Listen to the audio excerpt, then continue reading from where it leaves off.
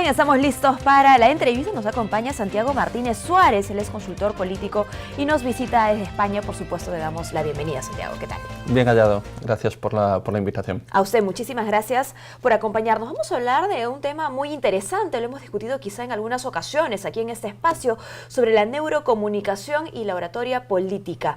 Algunos meses nada más de un nuevo proceso electoral, me imagino, esperamos. Muchos candidatos seguramente están preparándose, pero quizá algunos aún no saben qué es la neurocomunicación en principio, Santiago. Pues ahora le podemos poner una palabra muy bonita, todo lo que lleva la palabra neuro parece que vende muchísimo, pero... Y que vende, ¿no? Sí, vende bastante. De hecho, bueno, dentro de un par de días estaré en la Cumbre Mundial de Comunicación Política dando una conferencia sobre esto y empezaré preguntando, bueno, ¿cuántos de ustedes me conocen? Y seguramente levantarán la mano 1 de cada 10. Imaginemos que haya unos cientos de personas. Pero cuando yo les pregunté, ¿el motivo por el que vinieron fue que me conocen a mí o fue el título?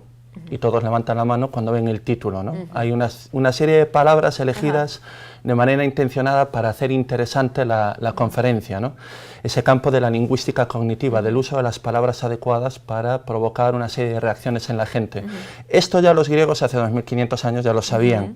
Lo que pasa es que, bueno, hoy en día pues hablamos de framing, de priming, de storytelling, de story doing, que está englobado dentro de una ciencia que es la neurociencia y la neurocomunicación, que gracias a la evolución científica hoy descubrimos cómo en ciertas partes del cerebro, en función de cómo comunicamos, de las palabras que empleamos, de las emociones que provocamos, activamos ciertas partes del cerebro que son importantes para llevar a la acción. Esa acción puede ser vender un producto o vender un candidato. Digamos entonces que los principios a lo largo de la historia serían los mismos, sin embargo en la actualidad hay nuevos conceptos, hay nuevas tendencias, ¿no? Y los interesados, por supuesto, quieren apropiarse de esas tendencias. Estamos hablando de neurocomunicación en diferentes ámbitos, sin embargo el día de hoy nos vamos a centrar en lo político. ¿Cómo hacer esta aplicación? Yo, la metodología que sigo y por lo que soy más conocido y el trabajo que yo realizo, yo me baso mucho en un sesgo cognitivo denominado efecto halo, que tiene que ver mucho con el desarrollo del carisma del político. Cuando decimos que un político tiene carisma o no, está sustentado bajo una premisa básica que es ese líder, ese político domina la situación o el rebaño, la tribu, sociológicamente hablando, para que se me entienda, percibe que ese líder la situación le domina. ¿Vale? Entonces digamos que cuando ese político se erige por primera vez en líder o quiere ser líder, por primera vez empieza a aparecer delante de la tribu, la primera impresión es muy importante.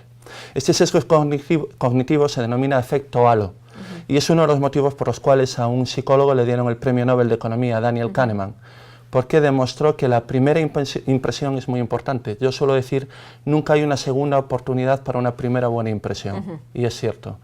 Este hombre, este premio Nobel de Economía, demostró que cuando nosotros decidimos comprar algo, cuando nosotros decidimos casarnos con alguien, cuando decidimos votar a un político, lo que provocó que ese político nos guste, que ese producto nos guste, o que nos acabemos casando con esa persona, lo que lo motivó fue un chispazo que ocurrió en una parte concreta de nuestro cerebro en menos de un segundo. Y entre 7 y 12 segundos después, según estudios de una universidad alemana, buscamos argumentos racionales para justificar la decisión irracional sobre la que no tuvimos control en menos de un segundo. Esas partes están localizadas. Y justo por ahí va mi siguiente pregunta, ¿cómo sostener ese chispazo en el tiempo, ¿no? Ese efecto halo? Porque claro, ya tiene mi atención, ¿no? De repente había una primera conexión, hubo una buena primera impresión, pero luego el trabajo no termina allí.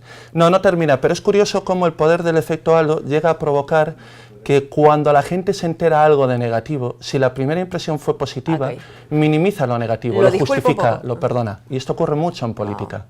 Y al contrario, si la primera impresión es negativa, luego, aunque haya elementos positivos, no los vamos a percibir como positivos, fruto de ese sesgo, ¿vale? Un sesgo, perdonando a los psicólogos que puedan estar viendo esta entrevista, pero para que todo el mundo nos entienda, un sesgo cognitivo es como un atajo. El cerebro tiene una serie de atajos en virtud de los cuales no quiere dedicar demasiado tiempo, ni demasiados recursos, ni demasiadas calorías en decidir entre A o B a la hora de tomar una decisión. Digamos que la evolución ha provocado que el cerebro muchas veces tome la decisión por nosotros y lo hace de manera inconsciente, sin que nosotros nos demos cuenta. Este sesgo cognitivo lo que provoca es que nosotros vemos una parte del todo y pensamos que el todo es como la parte. Hay gente que es capaz de defender a un político a muerte, de salir a la calle, de hacer, incluso cometer delitos para defender. Y nos preguntamos qué pasó ahí, ¿no? Sí. Son fanáticos de un político y nunca han tenido la oportunidad de estar delante de él, no lo conocen, no saben si es un buen líder, tiene una gran visión de país, si es un gran trabajador, un gran líder de equipo, simplemente lo han visto en televisión.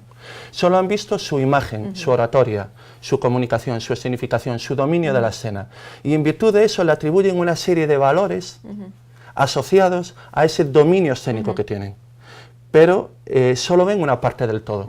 Ese es el efecto halo. Pensamos que el todo es como la parte que vemos, y en política es fundamental. Ahora, ¿cuál es el grado de responsabilidad también que hay allí para el candidato y los estrategas detrás del candidato cuando existe, por supuesto, esta tarea, no vamos a decir en el Perú, sino en el mundo, de también construir criterios para los votantes, ¿no? Que el votante no se deje llevar por una primera impresión nada más, sino que pues pueda investigar al candidato, pueda conocerlo a cabalidad. Sí, la cuestión es que lamentablemente vivimos en una sociedad muy cortoplacista, donde consumimos todo demasiado rápido. Sí. No queremos dedicar demasiado tiempo a las cosas. Si tomamos un periódico de hace 30 años a un periódico de ahora, o vemos un noticiero de hace 30 años a uno de ahora, las noticias han pasado de ser extensas, detalladas, a ser más breves y muy titularizadas, porque la lectura es muy rápida. Y en política está ocurriendo lo mismo. Los mensajes, los candidatos, los partidos se consumen mucho más rápido.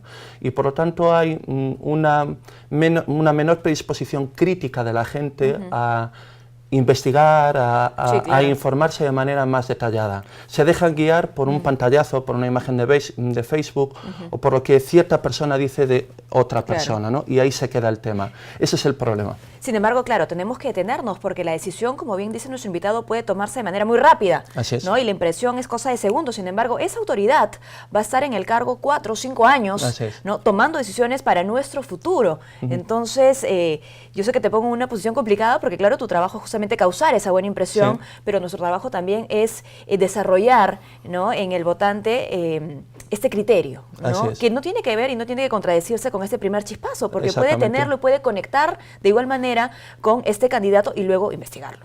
Claro, ¿no? Y además el candidato, una vez está en el gobierno o está liderando, el problema de esto es que luego tiene que cumplir con la expectativa generada. Claro. Y ahí está el gran problema de muchos políticos. Han desarrollado un gran efecto halo, han desarrollado un gran dominio escénico. Por ejemplo, Peña Nieto es un claro ejemplo de eso en México. Y al poco tiempo de llegar al gobierno, las expectativas generadas, los atributos con los que asociábamos la buena imagen de Peña Nieto no se cumplen.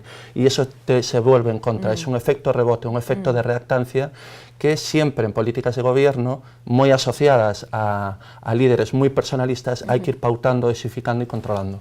Ahora, tú utilizaste una palabra que me llamó muchísimo la atención, que es la palabra carisma, ¿no? Se utiliza en general para muchísimas personas, no solamente para políticos. Sin embargo, desarrollar carisma en un candidato, yo me imagino, debe ser una tarea, un desafío tremendo, dada la brecha que existe también en la actualidad, no solo en nuestro país, en muchos lugares del mundo, entre gobernantes y gobernados, ¿no? ¿Cómo desarrollar ese... Bueno, tú has dicho halo, no sé si algunos podrían entenderlo como ángel, ¿no? Sí. Cuando ya hay un desencanto, ¿no? Exactamente, a priori. exactamente. Pero vamos a ver, la comunicación política, como todo acto de estrategia, es el arte de usar los factores y los elementos que uno tiene alrededor, de adaptarte al contexto, por así decirlo. Así que si tú sabes que la gente está harta de la clase política, tienen una idea sobre la política, se puede presentar una oportunidad para que tú seas disruptivo con esa dinámica, te presentes como un político diferente o que no eres político, o tener un mensaje que choque con el status quo. Venimos a escuchar, por ejemplo, el discurso del presidente de la República y, bueno, vengo mucho a Perú. ¿Qué le pareció? Bien, me pareció un gran discurso, muy bien pensado estratégicamente y cumpliendo la función que tiene que tener, ¿no? Que es dejar en la gente la idea o la chispa de algo. El problema está en el cumplimiento de la expectativa. Claro. Pero ha logrado decir algo que mucha gente decía, ¿no? Incluso gente que estaba cansada de la política. Estaba comentando antes que yo vengo mucho a Perú. Ayer estaba cenando con unas personas, el taxi que me traía aquí, yo vengo hablando con el taxista.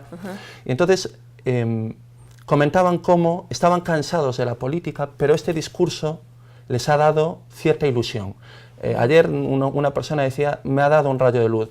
Insisto, yo no trabajo para el presidente de la República, no trabajo ha venido para por él. eso. No he venido por eso. Insisto, es la Cumbre de Comunicación Política, vengo a dar una charla y es verdad que bueno, he trabajado con candidatos y trabajo con candidatos aquí en Perú, pero hay que reconocer que ese discurso provocó eso. Se adaptó bien, interpretó bien el contexto y dijo lo que la gente quería oír. Ahora, ¿vamos a hacer lo que la gente espera? Eso ya es un segundo capítulo.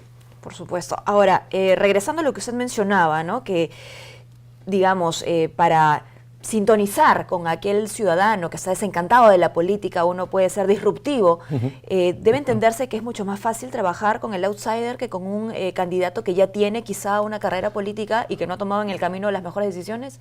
Obviamente. En una campaña presidencial en Centroamérica teníamos un candidato que no era político.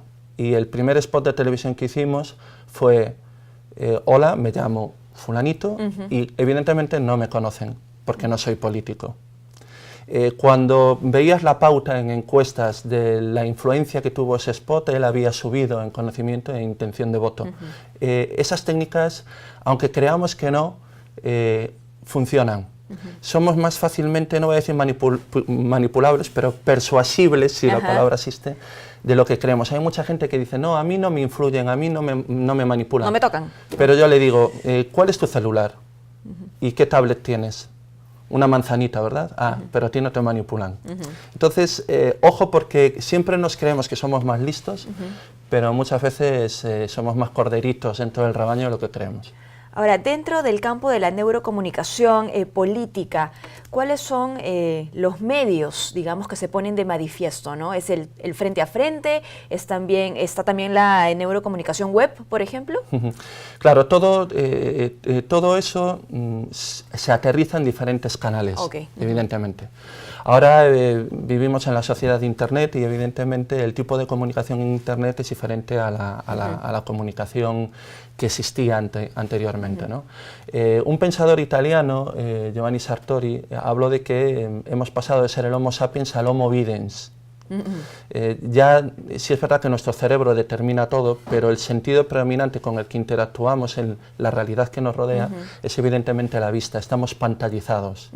Entonces sí que es verdad que la comunicación cada vez es más audiovisual y busca activar en el plano de lo audiovisual lo que se denomina una comunicación más emocional, a través de técnicas como por ejemplo el storytelling, que de estas cosas podríamos estar hablando una hora o 2 horas o más. Ahora, nos quedan algunos minutos nada más, quisiera finalizar con lo siguiente. ¿Es correcto que existen ciertos filtros, ¿no? Del cerebro para responder a los mensajes cuando se habla de neurocomunicación?